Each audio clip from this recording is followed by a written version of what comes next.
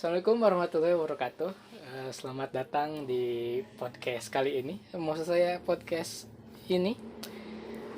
Di sini saya ada narasumber yaitu Ibad. Kebetulan santri di sini ya. Iya. Mulai aja ya di ceritakan tentang diri sendiri gitu. Cerita tentang diri sendiri. Awal mula asal daerah atau apa gitu. Oke, baik. Sebelumnya saya perkenalkan, saya Khairul Ibad. Saya itu lahir di Indramayu pada tanggal 15 Februari tahun 2000. Nah, sebentar lagi ini tanggal 15 nih. Kebetulan. Februarinya kebetulan. Nah, saya di sini sambil meneruskan pendidikan perkuliahan yang bertempat di STAI Darul Falah. Tempatnya itu di Cihamplas, Bandung Barat ya. STAI Darul Falah. Untuk status saya ya masih menjadi santri. Karena santri mah sebagian dari menjadi jiwa saya gitu. Soalnya kata ibu saya itu teruskan pendidikan formal, tapi pendidikan agama ataupun pesantrennya jangan sampai dilepaskan seperti itu. Awal mula mengenal kaligrafi gitu. Iya. Awal mula saya mengenal kaligrafi itu di pondok pesantren. Jadi ceritanya saya itu mesantren di Babakan Ciwaringin Cirebon. Lebih tepatnya itu nama pesantrennya itu Pondok Pesantren Mu'alimin. Nah, Pondok Pesantren Mu'alimin itu di situ ada sebuah ekstrakurikuler kalau zaman sekarang mah. Iya. Cuman kalau zaman pas saya belajar itu bukan ekstrakurikuler sih, lebih ke ya siapa yang mau belajar tapi dijatah gitu satu minggunya. Jenis peminatan gitu. Yes, jenis peminatan. Banyak sih di dalam pesantren itu, ada kaligrafi, ada kiroat, ada tahfidz kayak gitu kan, ada hadroh ataupun marawis. Cuman saya lebih sukanya ke kaligrafi seperti itu.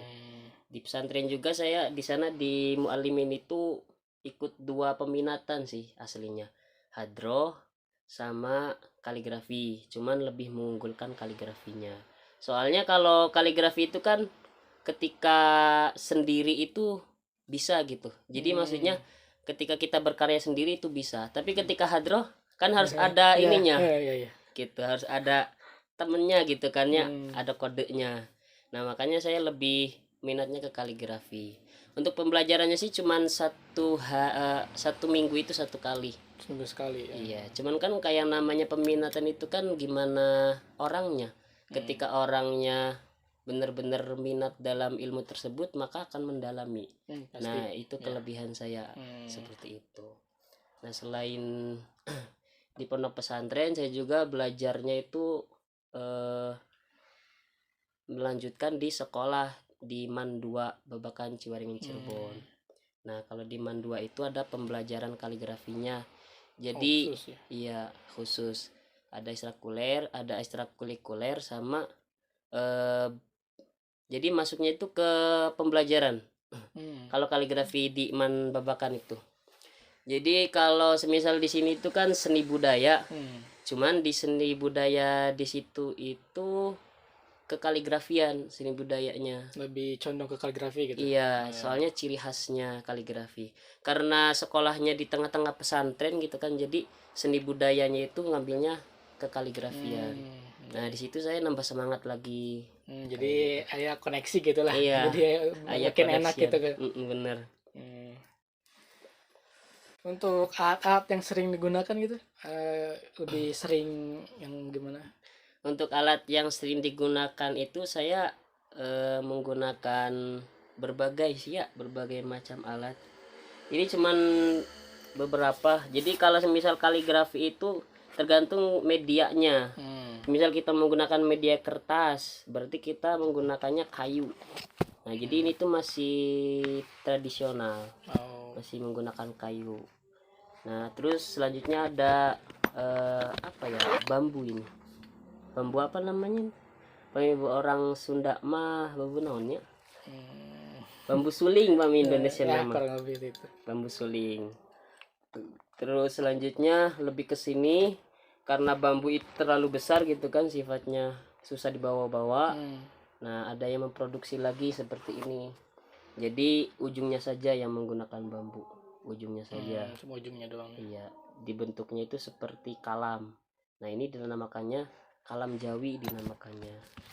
Berbagai macam ukuran. Nah, kayak gitu. Kalau ini kalam Jawi.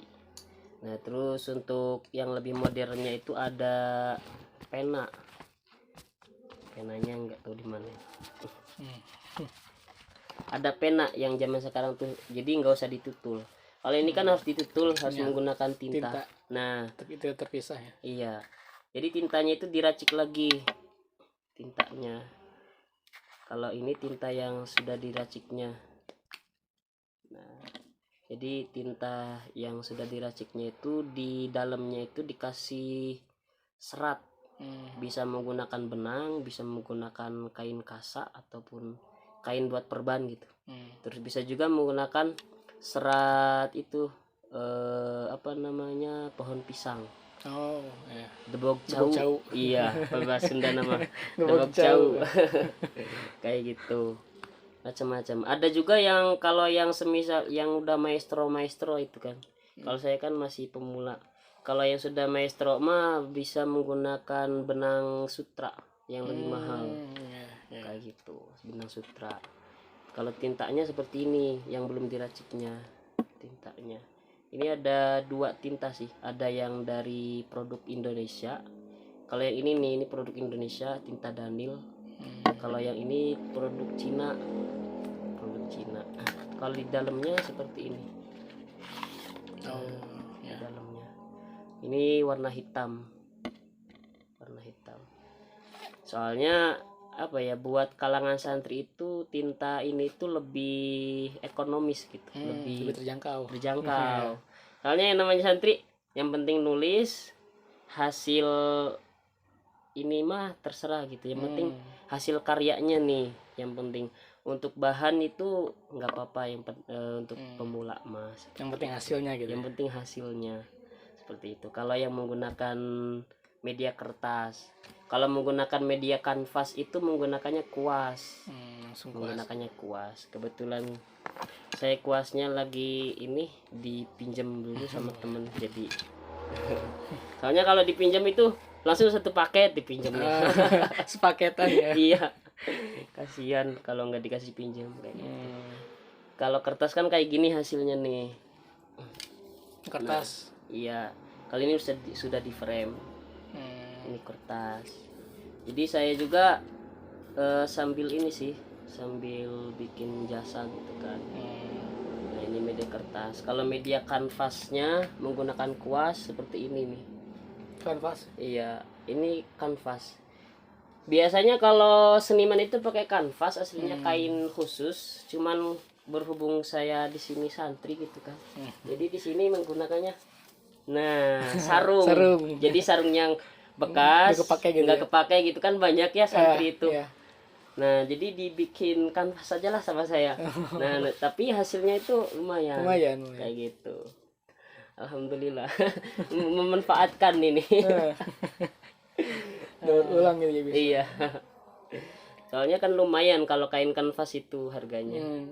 Sampai 350 harga. Ukuran juga ya. Iya, ada harganya. Tapi kalau sarung ya bebas lah. Yang penting masih gak bolong-bolong gitu ya. Iya, seperti itu.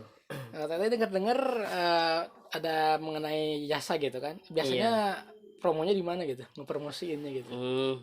Kalau jasa itu emang saya menerima jasa pembuatan kaligrafi, dari pembuatan nama kaligrafi, dari pembuatan dari pembuatan kaligrafi untuk kado pernikahan, kado ulang tahun, ada. Nah, di sini contohnya kayak gitu. Nah, terus untuk jasa yang lainnya itu saya biasanya jasa pembuatan kaligrafi dinding yang ada di masjid. Masjid. Iya. Untuk promosinya sih saya yang pertama itu melalui ngobrol langsung gitu kadang. Oh. Jadi saya deketin DKM-nya, saya ngobrol ketika kalau barangkali gitu kan, barangkali masjidnya mau dihias kaligrafi. Nah saya promosikan. Yang kedua itu melalui WA, karena semua manusia itu pasti mempunyai HP gitu kan. Ya, zaman sekarang Zaman ya. sekarang nggak kecil, nggak besar, Ya, pasti itu. kayak gitu, tua. Nah, terus juga di dalam HP itu pasti punya WA gitu, punya nomor HP gitu kan, ada WA-nya. Itu yang kedua. Ya biasa melalui status, bisa melalui grup. Terus juga kan saya di sini kan bukan hanya mesantren. Saya di sini ngajar sambil mesantren gitu kan. Kalau yang lain mah ya tidak gitu. Saya sendiri. Jadi saya di sini tuh karakternya itu saya ketika jadi santri, ketika jadi seniman Bedain gitu. Iya, beda-beda. Jadi setiap waktu itu beda. Ketika jadi guru berarti saya harus profesional jadi guru kayak gitu. Nah di grup WA, di grup sekolah, grup guru gitu, lihat status. Terus yang ketiganya saya melalui Facebook. Facebook itu pasti setiap orang juga pasti punya Facebook kayak gitu. Yang keempatnya menggunakan media IG. Iya, Instagram. Terus yang selanjutnya itu untuk sekarang itu saya lagi merintis ke TikTok Shop. Oh iya. Iya, ke TikTok Shop. Cuman TikTok Shop itu masih banyak yang belum ngerti sih untuk anak-anak gitu kan. Hanya orang-orang tertentu. Nah, sekarang saya lagi merintis lah. Mulai itu coba-coba ya. Mulai coba-coba. Kayak gitu. Untuk inspirasi biasanya dapat dari mana gitu? Inspirasi apa tuh? Ya setiap misalkan kalau ada yang nyewa jasa gitu kan, gak satu orang doang gitu. Iya. Dan pasti beda-beda kan hasilnya Iya. tuh, atau warnanya atau desainnya gitu. Nah, biasanya kalau pemilihan desainnya itu suka mentok atau tidak? Kalau misalkan mentok, suka ngambil inspirasi dari mana gitu? Iya. Kalau semisal untuk inspirasi karya itu ketika ada pesanan saya bertanya dulu kepada orang yang mesannya. Jadi soalnya gini, ketika saya buat karya terus ada yang pesen gitu kan, yang jadi khawatir itu kan karya saya itu tidak disukai oleh pemesan. Nah makanya saya tanya dulu untuk sama pemesannya, ini ayat Al-Qur'annya mau ayat berapa gitu kan, Al-Qur'an surat apa.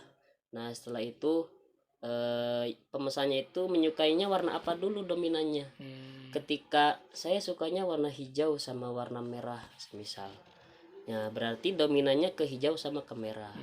Atau saya mah sukanya warna netral. Kalau warna netral itu di dalam ilmu seni itu kan merah, putih, hitam, putih sama coklat ya. Nah jadi berarti saya dominannya lebih ke coklat. Seperti itu. Seperti halnya ini nih. Nah ini kan lebih dominan ke warna coklat, ke warna putih. Nah makanya ini tuh netral warnanya itu, lebih disukai kayak gitu kan.